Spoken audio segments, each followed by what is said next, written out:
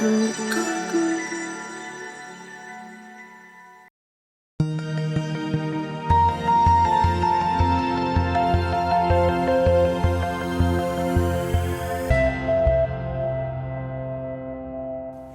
starting to get closer to the fall season across the Tennessee Valley, and we all know what that means. Fall is our second severe weather season, so today we're going to talk about tornadoes, how they form, different types of things that you might think are a tornado but actually aren't, like land spouts, water spouts, dust devils, things like that. And then, of course, I'm going to go over some tornado safety with you. So first and foremost, let's start with how a tornado forms. So you've got to have wind setup, which is a change in the wind direction between the surface and the upper levels. You often hear it referred to as shear. You've got to have four main ingredients for tornado formation: shear, lift, instability, and moisture.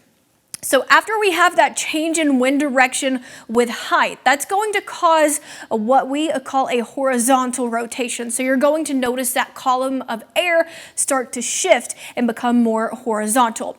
The lift within the thunderstorm then flips the rotation vertically, and that's how we get a tornado formation. So we have different types of water spouts, believe it or not. First, we have tornadic water spouts. Now, obviously, a water spout is basically a tornado that forms over the water. It's similar to a tornado, but it's classified as a tornado only if it moves over land. So these are ones that are associated with strong to severe thunderstorms. You also have what we call fair weather water spouts. These are basically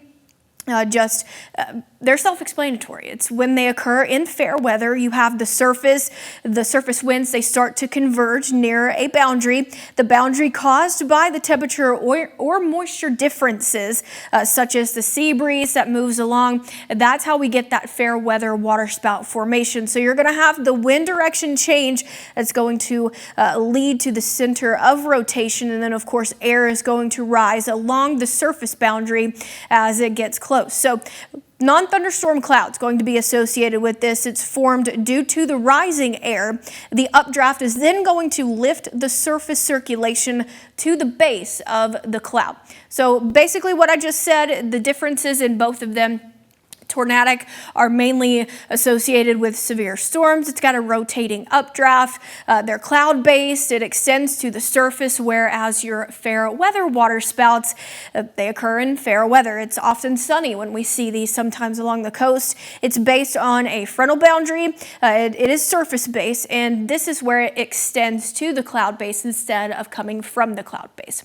And then, of course, we have what we call land spouts. So basically, a land spout is when we have surface winds that converge near a boundary. The boundary is then caused by temperature, moisture, elevation differences occurring in the atmosphere, and that's how we're going to have that circulation start to form. We've got a change in wind direction, which is going to lead to the center of rotation, and the air is then going to rise along the surface boundary that you see right there. Then that's how we get that land spout formation. Non-thunderstorm clouds, once again, due to the rising air, the updraft is then going to lift the surface circulation to the base of the cloud. So essentially, this is kind of like a fair weather water spout just over the land. So the difference between a tornado and a land spout, obviously tornadoes are associated with severe storms. They're cloud-based where it extends to the surface, whereas a land spout is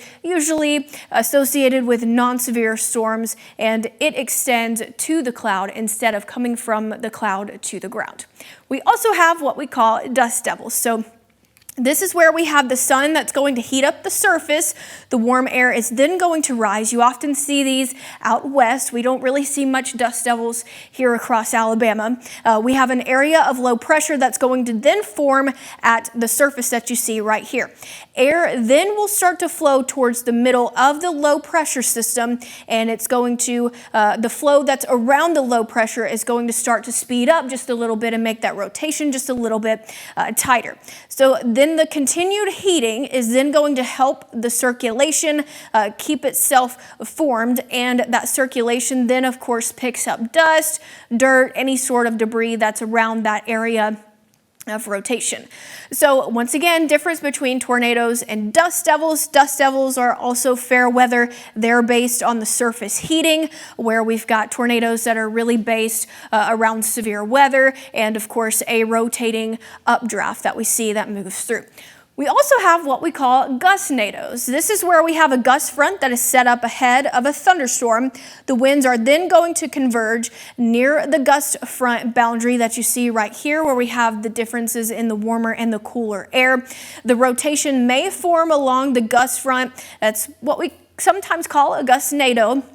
These are very short-lived. They don't reach the cloud base at all. So the difference between gustnadoes and tornadoes, once again, non-severe associated with gustnadoes. You need to have a gust front in order to have a gustnado, where, of course, as with a tornado, you've got to have severe storms and a rotating updraft. So back to the tornadoes, because that is, of course, the most important thing that we're going to talk about. First and foremost, you need to have multiple ways to receive alerts, whether that is a weather radio, your app on your phone. We do have a Fox 54 app that we will send alerts out to if it comes time for that. And then, of course, you can also receive alerts on your TVs. And of course, if there's ever a tornado warning that is issued, either Jordan or myself, both of us sometimes will be on television to help to keep you safe. So let's talk about the different safe places that you can have. First option is an interior room that's going to be on the lowest level in your home, that's away from windows, exterior walls. This is if you don't have a basement, can't get to one, can't get to a storm shelter. But of course, if your home does have a basement, that's going to be the safest place for you to be. That's going to be underground, of course, and that will be the safest bet that you will have. But of course, if you don't have that, that interior room of your home away from windows is also going to be a safe place as well. If you can't get to either of those, say you might be out doing some shopping or something, severe weather happens, you can also go to a local storm shelter. I know that we have a list of storm shelters that are across the Tennessee Valley on our website, so you can check the locations of those as well. Storm shelters are another great option for a tornado safety. Once you finally make it to your safe place, of course, you need to protect yourself. So you want to have some sort of head covering, whether that's a bicycle helmet. I know sometimes when I was little, I used the mattress from my bed. I would shield my head with that. And then, of course, you want to have hard-soled shoes, so if you do need to step away from the home and there's any sort of debris out from it after the tornado passes, you won't risk hurting your feet by any means. Another good thing is to have an air horn. Say you're trapped in some sort of debris, yelling's not going to be an option to get help, so an air horn is actually another good way to receive some help after a storm passes and you might be caught in some debris. So this is your tornado safety, of course, and like I said, we're getting closer to that fall severe weather season, so these are just some good tips for you to follow as we get closer to our second severe weather season across the Tennessee Valley.